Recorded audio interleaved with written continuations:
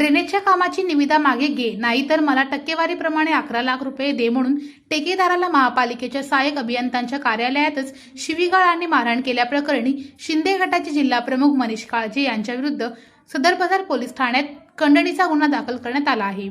ही घटना 1 जुलै रोजी मनीष काळजे यांच्या ऑफिसमध्ये तर 2 जुलै रोजी महापालिकेचे सहाय्यक अभियंता रामचंद्र पेंटर यांच्या कार्यालयात घडली। या प्रकरणी आकाश उत्तम कानडे, राहणार वैराग, तालुका बार्शी यांनी फिर्याद दिली आहे।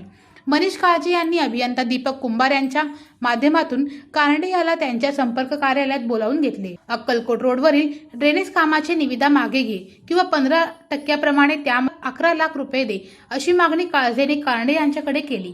कानडे यांनी नकार देताच काळजे यांनी त्याला दमदाटी आणि शिवीगाळ केली।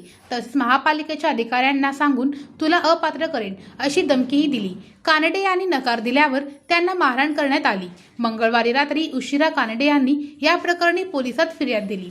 रात्री 11 वाजेल तरी अद्याप FIR दाखल झाली नव्हती। पोलीस उपायुक्त विजय कबाडे यांनी सदर बाजार पोलीस ठाणे गाठले आणि प्रभारी अधिकाऱ्यांना जाब विचारून सूचना केल्या। त्यानंतर मनीष काळजे यांच्यावर गुन्हा दाखल करण्यात आला।